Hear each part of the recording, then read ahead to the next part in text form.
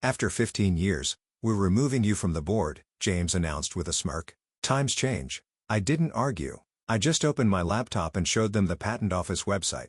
Their faces dropped when they saw I owned the company's core technology.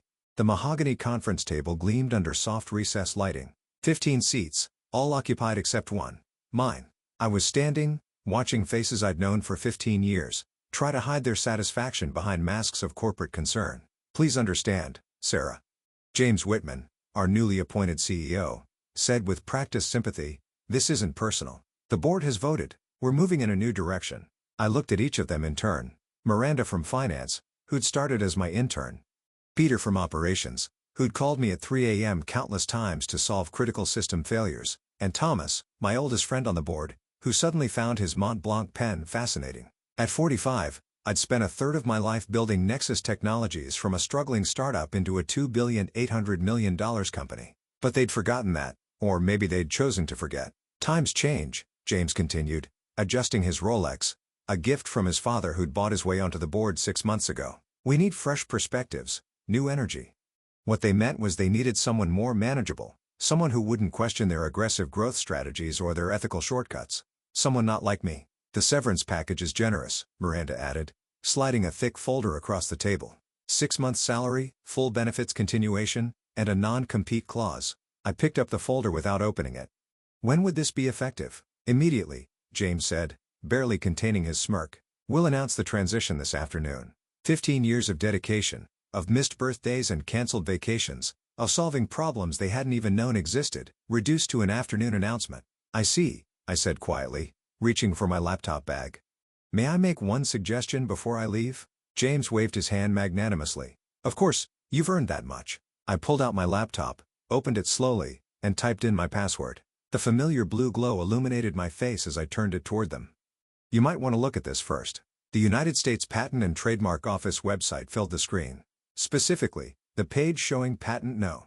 US 9847621B2. The core technology that powered every product Nexus had released in the last decade. What about it? Thomas asked, finally looking up from his pen. We all know about the company's patents. Look at the assignee, I said softly. James leaned forward, squinting at the screen. His face went from confident to confused to pale in the span of 3 seconds. Because there, in clear black and white, was my name. Not Nexus Technologies, not the company's holding corporation, my name. This must be a mistake, Miranda stammered. I pulled up another document, then another, and another. 7 patents in total, all fundamental to Nexus operations, all registered under my personal ownership. When I joined Nexus, I explained calmly, it was failing. The original technology was flawed. I rebuilt it from scratch, working nights, weekends, holidays. The company was too broke to file patents, so I paid for them myself, filed them in my name. But that's company property, James sputtered. No. I corrected him. It's my property, licensed to Nexus through an agreement that requires my continued involvement in operations. Page 6, paragraph 4 of my original contract. The one your father's lawyers apparently didn't read carefully enough. The room had gone completely silent. Even the usual of the air conditioning seemed muted. That agreement expires. I continued, checking my watch, approximately 45 minutes after my termination becomes effective. Peter, always the quickest with numbers, spoke first. Without those patents, Nexus can't legally produce or sell any of its current products. I finished for him. Not the security software, not the encryption tools, not even the client management system. James's face had turned an interesting shade of gray. You're bluffing. The shareholders will be very interested to learn that the board just invalidated the company's right to use its core technology, I said, closing my laptop. I imagine the stock price reaction will be traumatic. Miranda was already on her phone, frantically texting what I assumed was the legal department. Too late. You planned this, Thomas said quietly. You knew they were going to push you out. I thought about the whispered conversations I'd overheard, the subtle shifts in meeting schedules, the way James had started excluding me from key decisions. I've survived 3 hostile takeover attempts, 2 market crashes, and countless corporate power plays. I replied, did you really think I wouldn't see this coming? I stood, smoothing my blazer. Now we have 2 options. 1, you can proceed with my termination, and I'll begin licensing discussions with your competitors tomorrow morning. I believe Microsoft has already expressed interest. Or, James croaked. Or we can call an emergency board meeting. Right now to discuss a restructuring that better serves everyone's interests.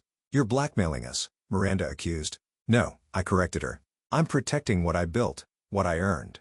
What you all seem to forget was mine. I walked to the door, then turned back. You have 30 minutes to decide. I'll be in my office doing what I've done for 15 years, keeping this company running while others play politics. As I left the boardroom, I heard the panic begin to rise behind me.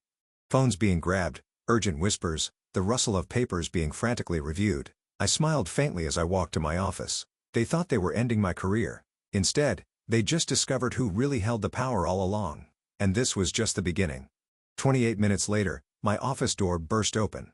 James stood there, his perfectly tailored suit now slightly rumpled, his confident smirk replaced by barely controlled panic. "The lawyers confirmed it," he said, his voice hoarse. "All 7 patents, the licensing agreements, everything. I didn't look up from my computer screen, and the board is reconvening." Now he swallowed hard. "Please." I took my time shutting down my laptop, gathering my files. Power isn't just about having leverage. It's about knowing how to use it. The boardroom had transformed in my absence. Gone was the smug satisfaction, replaced by tense faces and nervous energy. Legal documents were scattered across the mahogany table. 3 lawyers hovered in the corner, looking grim. "Let's clarify the situation," I said, taking my seat. "Without a valid license for my patents, Nexus cannot legally operate its core business. Our stock will collapse, our clients will flee, and our competitors will be circling within hours." Miranda dabbed at her forehead with a tissue.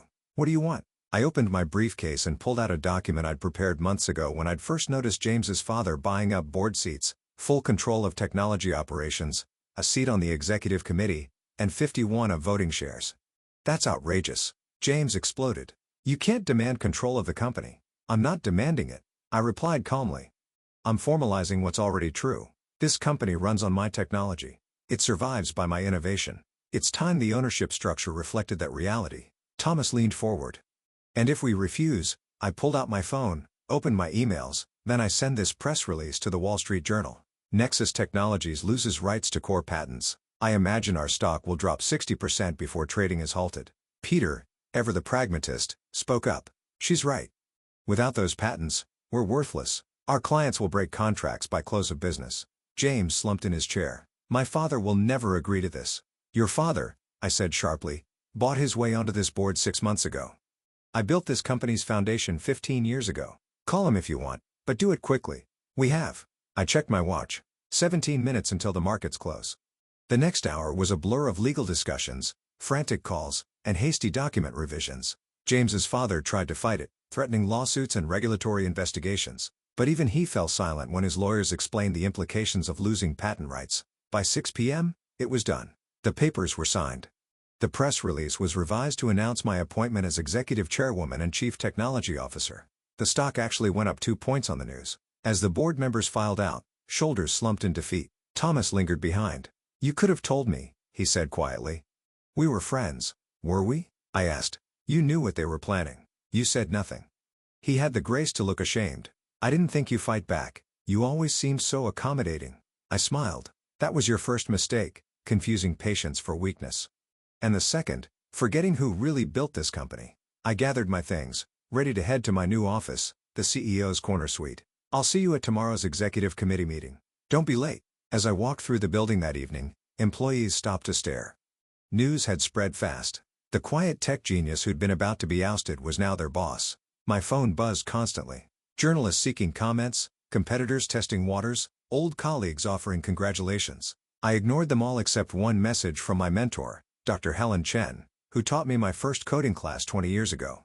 "Remember, true power isn't in the patents. It's in making something they can't live without." I smiled, thinking of all the nights I'd spent writing code while others attended cocktail parties, the weekends debugging systems while they played golf, the years of being underestimated while I quietly secured my position. In my new office, I stood at the floor-to-ceiling windows, watching the city lights flicker on. The view was different from up here, clearer, like finally seeing the whole board in a chess game you've been playing all along. My assistant, formerly James's, appeared at the door. "Mr. Whitman's personal items have been removed from the office, and the executive team is requesting a meeting first thing tomorrow." "Schedule it for 10 a.m., I replied. "And Sarah?" "Have facilities change the access codes to the R&D labs effective immediately." She nodded and disappeared. I sat down at my new desk, opened my laptop, and began reviewing the projects James had approved in recent months. Each one a potential mistake I'd have to fix. each one a reminder of why I'd needed to take control. The night stretched ahead, full of work to be done. But for the first time in 15 years, I wasn't building someone else's dream. I was protecting my own. The next morning, I arrived at 7 a.m. to find the executive floor already buzzing with nervous energy. Change ripples through a company like electricity, and everyone was waiting to see where the new current would flow. My new executive assistant, Sarah, met me at the elevator. The team's quarterly reports are on your desk, and James's father is in the lobby demanding to see you. Is he? I smiled slightly. Let him wait. We have more important matters to handle. In my office, still being redecorated from James's leather and trombone aesthetic to something more practical, I reviewed the reports I'd been deliberately kept away from for months. The picture they painted was worse than I'd expected. Under James' leadership, Nexus had started cutting corners. R&D budgets slashed, quality control reduced, client concerns ignored, all to boost short-term profits and justify his excessive compensation package. At 9:58 a.m., the executive team filed into the conference room. 8 people who'd previously reported to James now shifting uncomfortably under my gaze. Let's begin with a simple truth, I said, standing at the head of the table. This company has lost its way. I projected their quarterly reports onto the screen. Quality control failures up 40%. Client satisfaction at a 5-year low. 3 major security vulnerabilities in our latest release. Vulnerabilities that were flagged and ignored. Marcus, our head of sales, cleared his throat. The market demands rapid releases. The market, I cut him off, demands reliability, something we used to understand. I switched to another slide, an internal email where Marcus had dismissed a client's security concerns as paranoid overthinking. That client, by the way, was the Department of Defense. They're reviewing all their contracts with us. Anyone want to guess how much revenue we'll lose if they walk? Silence fell over the room. Here's how things will work going forward, I continued. Every decision that affects our technology goes through me. Every shortcut ends now. Every client complaint gets addressed, not dismissed. I handed out new organizational charts. Several positions had been eliminated or restructured. Those who can't adapt to these changes should submit their resignations by end of day. Severance will be fair, but non-negotiable. Lisa, our HR director, raised her hand tentatively. And those who stay will help rebuild what we've lost, our reputation, our standards, our integrity. The meeting lasted 3 hours. By the end, 3 executives had resigned. The remaining 5 looked shell-shocked but determined. Afterward, I finally allowed James's father, William Whitman, to be shown up to my office. You think you've won, he spat, not bothering with pleasantries, but you've made powerful enemies. I kept working on my laptop, not looking up. Your son nearly destroyed 15 years of my work in 6 months. The only reason you're still allowed in this building is because I respect what this company means to its employees and clients. I'll fight this, he threatened. I have resources. You have nothing. I interrupted, finally meeting his gaze. Your resources come from investments. Investments that depend on market confidence. Would you like to see what happens to your portfolio when I announce that Nexus's former leadership compromised national security contracts? His face paled. You wouldn't dare. Try me. I stood up. You bought your way onto my board, installed your son to stroke his ego, nearly wrecked something I spent my life building. So, yes, William, I would dare. He left without another word. By evening, his resignation from the board had been delivered. Over the next few weeks, Nexus transformed. We recalled faulty products. We built client trust, reinstated quality standards. It was expensive, painful, and absolutely necessary. I hired young engineers who reminded me of myself 15 years ago. Brilliant, dedicated, more interested in solving problems than playing politics. We established an innovation lab where developers could experiment without fear of failure. 3 months after the boardroom coup, I received an email from Thomas, my former friend who'd chosen the wrong side. You were right about everything. The company is stronger now than ever. I should have stood by you. I replied with a quote from our first business plan written on a coffee-stained napkin 15 years ago. Technology without integrity is just expensive failure waiting to happen. 6 months in, our stock had hit an all-time high, not because we were cutting corners, but because we weren't. Clients returned, attracted by our renewed commitment to excellence. The Department of Defense not only kept their contracts, but expanded them. 1 year to the day after they tried to force me out, I stood in the same boardroom addressing a very different board. People chosen for expertise, not connections. Leaders who understood that innovation requires both freedom and responsibility.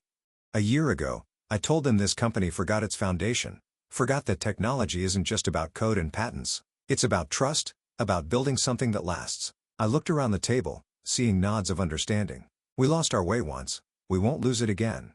That evening, as I worked late in my office, Sarah brought in a special delivery, a frame containing my first patent certificate. I hung it on the wall, a reminder of where everything started. My phone buzzed with a text from Dr. Chen. Saw your company's latest innovation awards. Well done. Still making things they can't live without. I smiled, looking out at the city lights. No, I typed back, making things worth living up to. Because in the end, that's what it was all about. Not the patents that gave me power, but the principles they protected. Not the control I'd gained, but the legacy I was building. A legacy of innovation with integrity, of power used responsibly, of quiet strength that didn't need to shout to be heard. Let them underestimate the quiet ones, I thought.